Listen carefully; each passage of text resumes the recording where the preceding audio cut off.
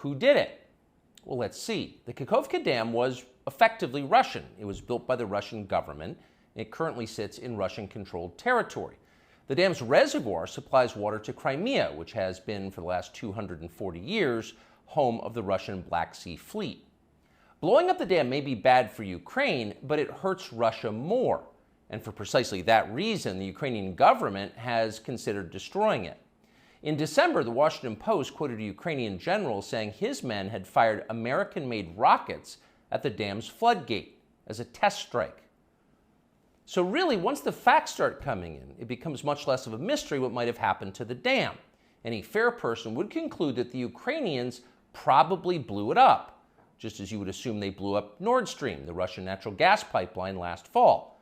And in fact, the Ukrainians did do that, as we now know. It's not like Vladimir Putin is anxious to wage war on himself. Oh, but that's where you're wrong, Mr. and Mrs. Cable News consumer.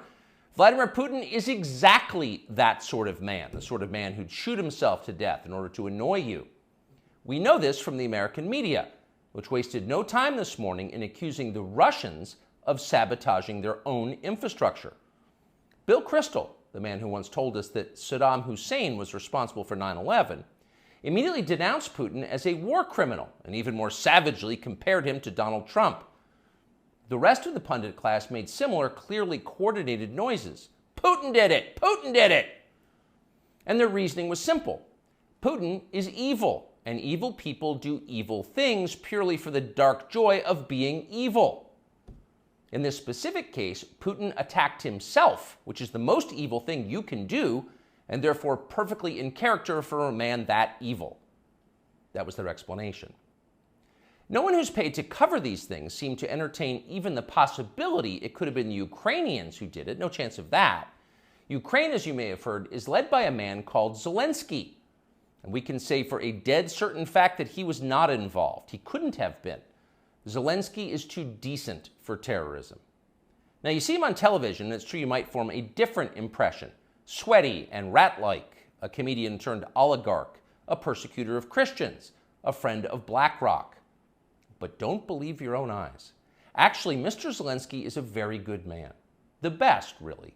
As George W. Bush once noted, he is our generation's Winston Churchill.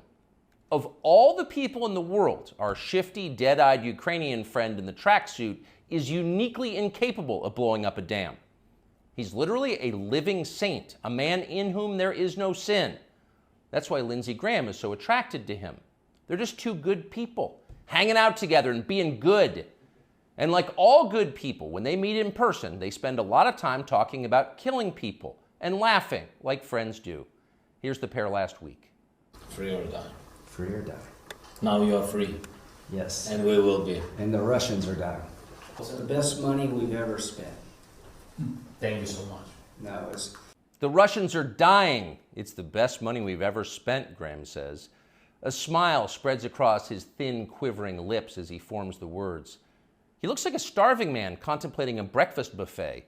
The aroma of death has aroused Lindsey Graham. Thanks so much, replies Zelensky. He feels the same way. See, there's nothing dark here. Just two middle-aged guys celebrating the killing of a population. They don't seem like the kind of people who'd enjoy flooding villages or starting a famine. And in any case, who cares if they are? It's really not your business. Your job is to support Ukraine. Watch Nikki Haley, a Republican candidate for president, explain this principle on CNN. A win for Ukraine is a win for all of us. And for them to sit there and say that this is a territorial dispute, that's just not the case. To say that we should stay neutral, it is in the best interest of America. It's in the best interest of our national security for Ukraine to win. We have to see this through. We have to finish it. See? It's very easy to understand. It is vitally important for you to support Ukraine because it's necessary for Ukraine to be supported by you. Your support is mandatory until it's finished, whatever it is, and whatever that means. So shut up and support Ukraine, or else you're in trouble. Back when they still taught logic, statements like this were known as tautologies. Something is true because it is. The more you repeat it, the truer it becomes. It's a self-reinforcing reality. There was a time when tautologies were considered illegitimate arguments, not to mention hilariously stupid. Only dumb people talk like that. Now everybody in power talks like that. Diversity is our strength. Trans women are women. Zelensky is Churchill. It's all self-evidently true. Doesn't need an explanation, and don't ask questions. Sound familiar? Of course it does. That's the pap they're serving us day after day in steaming, lumpy portions. By this point, it's possible that American citizens are the least informed people in the world. Your average yak herder in Tajikistan knows who blew up the Nord Stream pipeline. It's obvious. Does he think some skinny dude in a dress is actually a girl? Come on. That idea would never occur to him. You've got to be lied to at full volume over a period of years in order to reach conclusions like that. And of course, we have been. The media lie. They do. But mostly they just ignore the stories that matter. What's happened to the hundreds of billions of US dollars we've sent to Ukraine? No clue. Who organized those BLM riots 3 years ago? No one's gotten to the bottom of that. What exactly happened on 9/11? Well, it's still classified. How did Jeffrey Epstein make all that money? How did he die? How about JFK? And so endlessly on. Not only are the media not interested in any of this, they are actively hostile to anybody who is. In journalism, curiosity is the gravest crime. Yesterday, for example, a former Air Force officer who worked for years in military intelligence came forward as a whistleblower to reveal that the U.S. government has physical evidence of crashed non-human-made aircraft, as well as the bodies of the pilots who flew those aircraft. The Pentagon has spent decades studying these otherworldly remains in order to build more technologically advanced weapons systems. Okay, that's what the former intel officer revealed, and it was clear he was telling the truth. In other words, UFOs are actually real, and apparently so is extraterrestrial life. Now we know. In a normal country, this news would qualify as a bombshell, the story of the millennium. But in our country, it doesn't. The whistleblower's account ran on a technology website called The Debrief, which you've probably never heard of. The Washington Post had that story, but decided not to run it. The New York Times, meanwhile, just pretended it never happened. On the front page of the New York Times website this morning, there were 5 stories about Ukraine, as well as 4 stories apiece about Donald Trump, trans people, and climate change, the usual lineup. There was nothing at all about how an alien species is flying hypersonic aircraft over our cities. Not one word. So if you're wondering why our country seems so dysfunctional, this is a big part of the reason.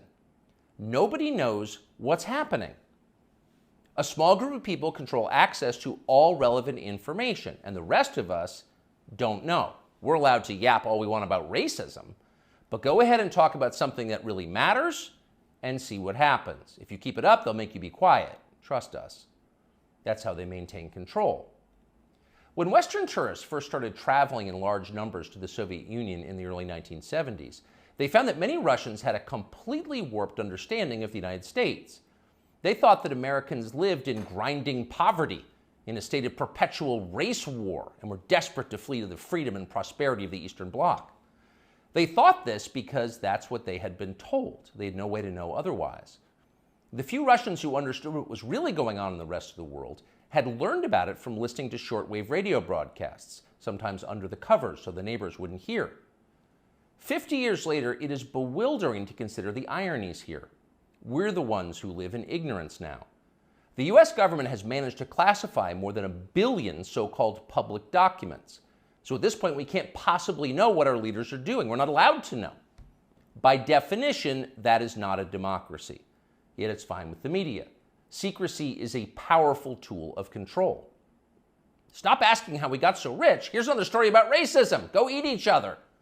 That's the program. That's how most of us now live here in the United States. Manipulated by lies, silenced by taboos.